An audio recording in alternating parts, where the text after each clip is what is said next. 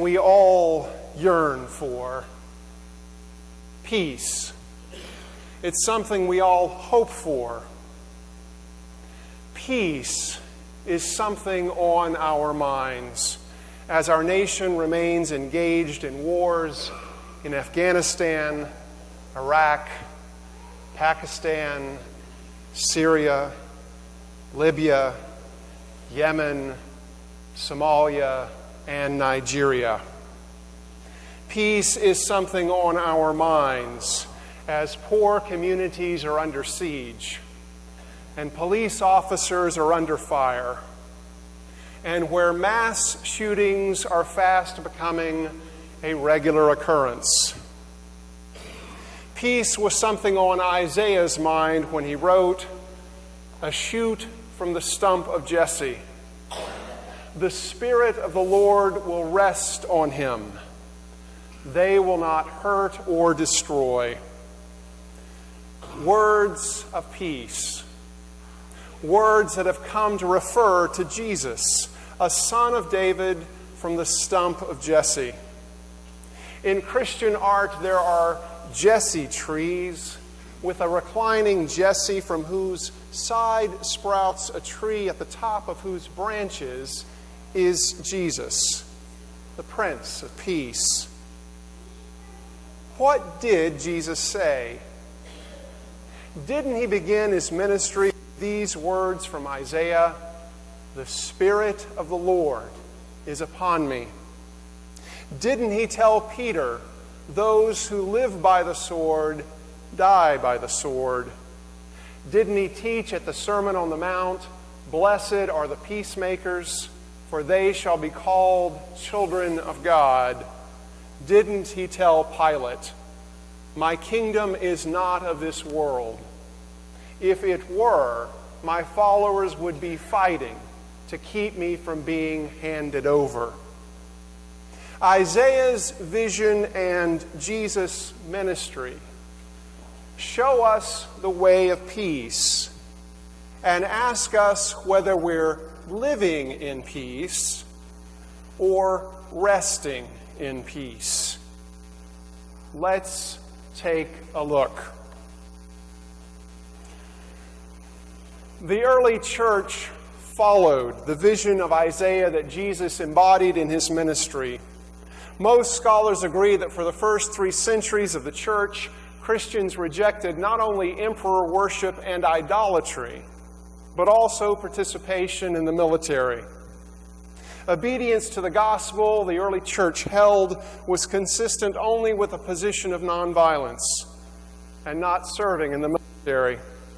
The church believed that the vision that the prophets Micah and Isaiah both had of swords beaten into plowshares had been inaugurated in Jesus, and that his followers were to continue demonstrating that reality. They believed the church was to be a sign and symbol of this peaceful vision, realized in their life in this world. This belief was reflected in the writings of the early church fathers. Around the year 150, Justin Martyr declared, "We who were full of war and murder of one another and all wickedness have each changed his warlike instruments, swords into plowshares, and spears into agricultural instruments." Following Jesus, the early church prohibited state-sanctioned killing, whether warfare or capital punishment. Tertullian in the early 2nd century wrote, "Inquiry is made whether a believer is able to turn himself into military service. But how will a Christian war? Indeed, how will he even serve in peace without a sword, which the Lord has taken away?" The Lord, in disarming Peter, unbelted every soldier. Christians in the military prior to Constantine were predominantly persons who were already soldiers at the time of their conversion. They were given strict instructions.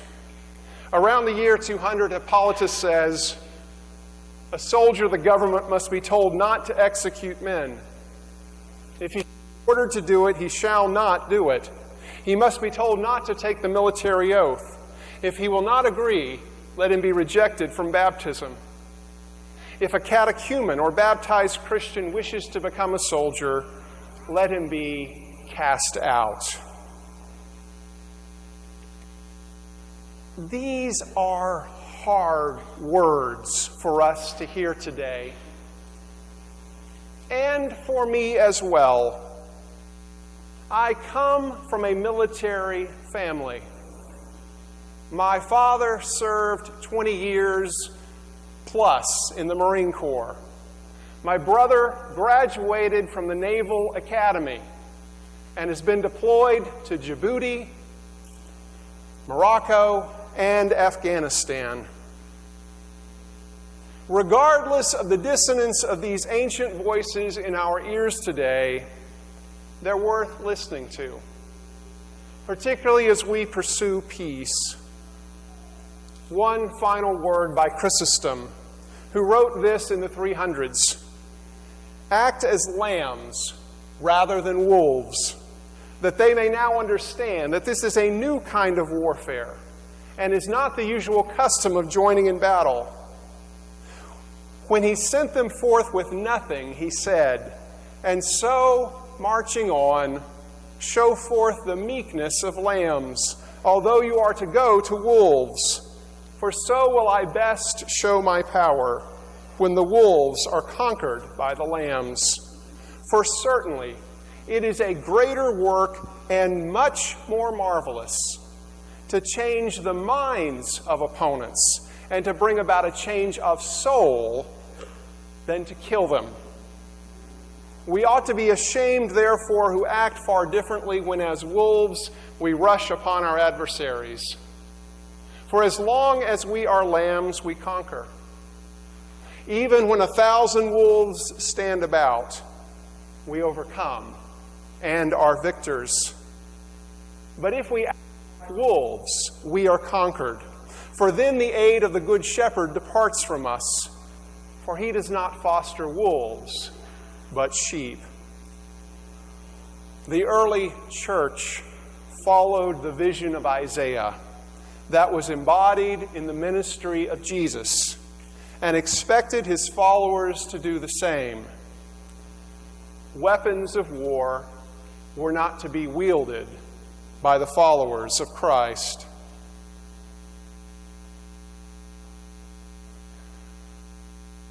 A lot of time has passed since then, we say. Things are different now, we say. With Constantine's conversion and the church's accession to political power, it's a whole different ballgame. Christianity had now made its peace with wielding the sword.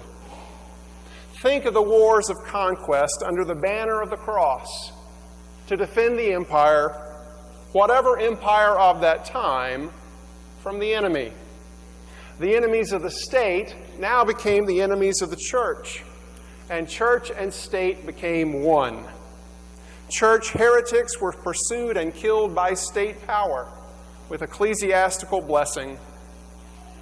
Crusades to defend the Holy Land against Muslim invasions, the Inquisition, and the 30 Years' War in Europe between Protestant and Catholic nation-states. And in the early years of our country, the Salem witch trials.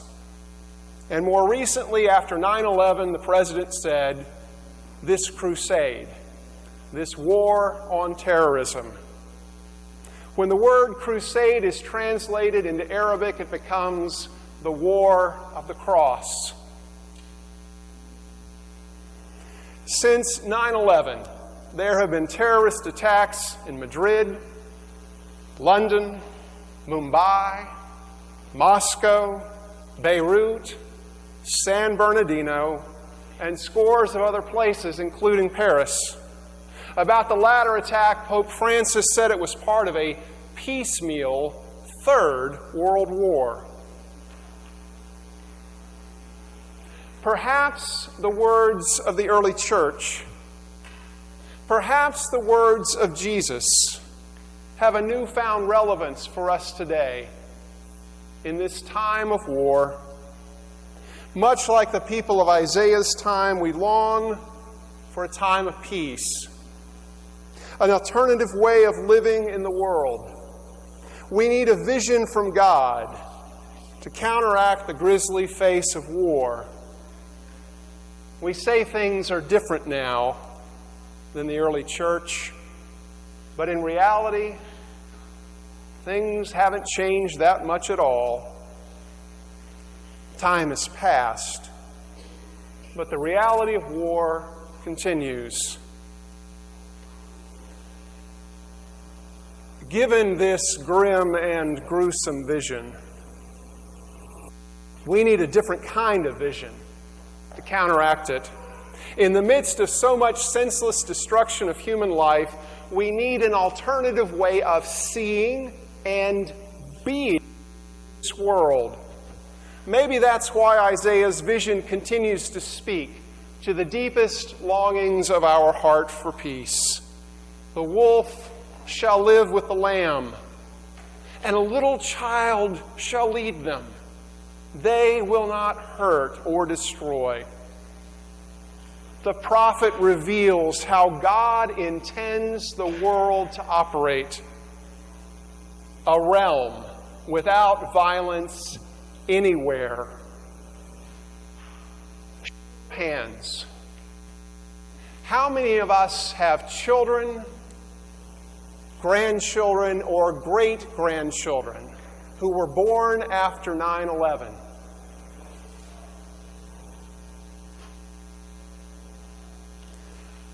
A world of unending war is all they've ever known. Violence has become normalized. And yet Isaiah's vision of a world without violence beckons us. It is this vision of peace that a modern-day church father and prophet spoke about back in 1967. 48 years ago, in a Christmas sermon on peace, Dr. Martin Luther King Jr. spoke about peace. His words are eerily contemporary for our own time. I'd like to share with you some excerpts of that sermon where he says, "This Christmas season finds us a rather bewildered human race. We have neither peace within nor peace without. Everywhere paralyzing fears harrow people by day and haunt them by night. Our world is sick with war. Everywhere we turn, we see its ominous possibilities. And yet, my friends, the Christmas hope for peace and goodwill toward all men can no longer be dismissed as a kind of pious dream of some utopian. If we don't have goodwill toward men in this world, we will destroy ourselves by the misuse of our own instruments and our own power. Wisdom born of experience should tell us that war is obsolete. There may have been a time when war served as a negative good by preventing the spread and growth of an evil force. But the very destructive power of modern weapons of warfare eliminates even the possibility that war may no longer serve as a kind of negative good.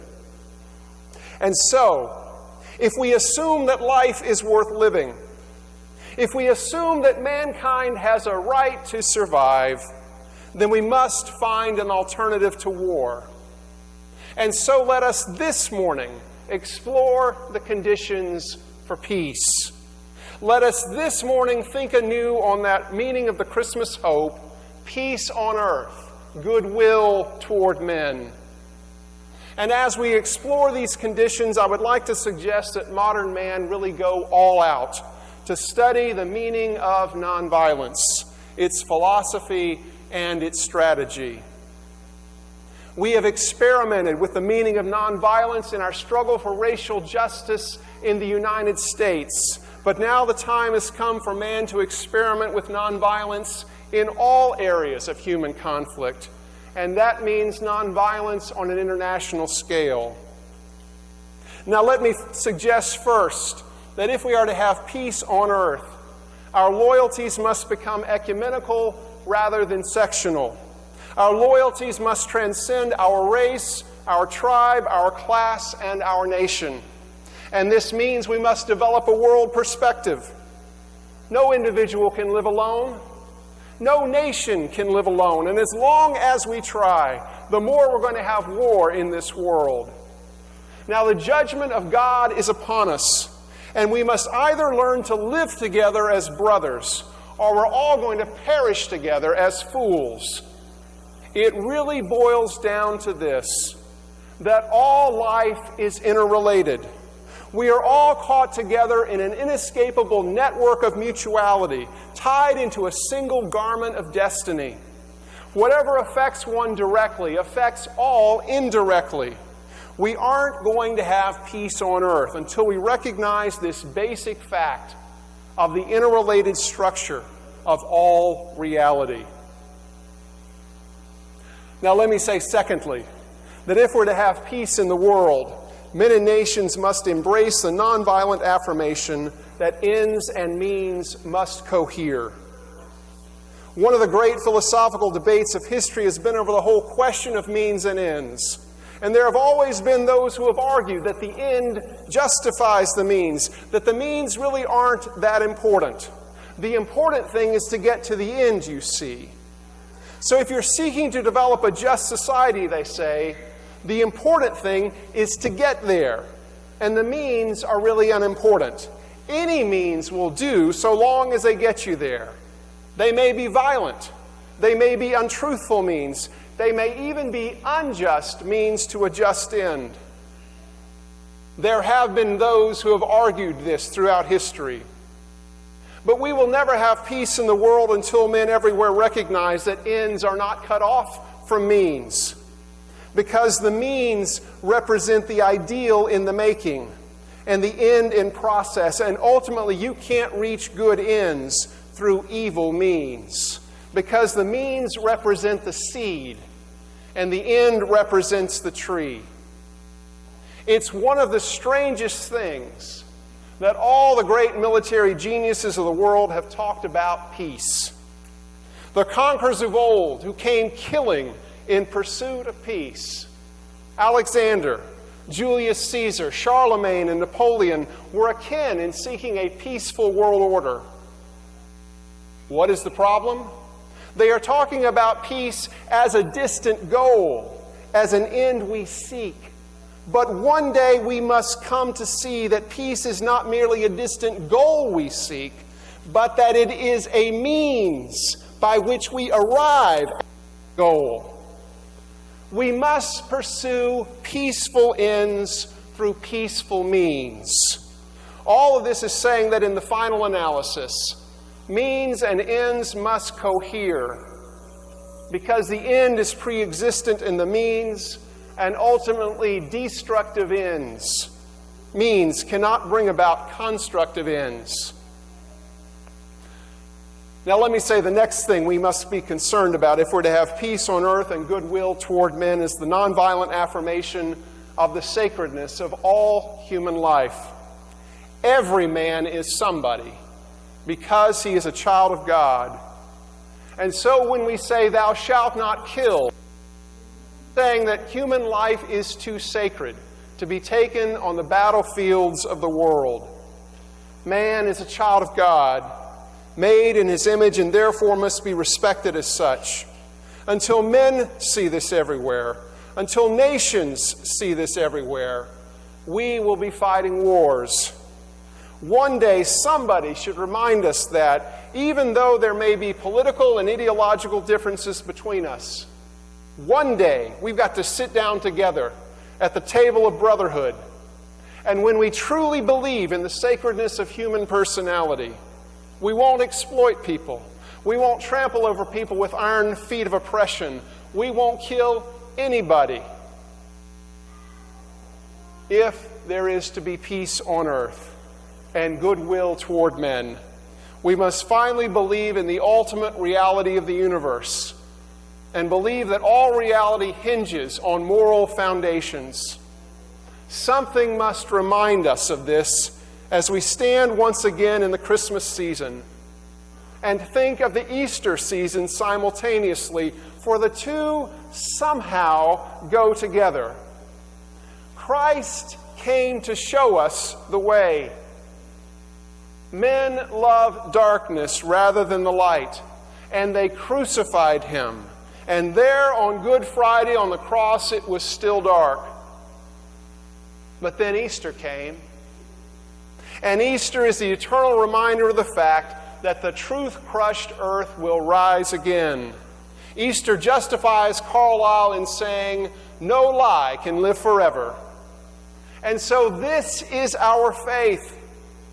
As we continue to hope for peace on earth and goodwill toward men, let us know that in the process, we have cosmic companionship. With this faith, we'll be able to speed up the day when there will be peace on earth and goodwill toward men.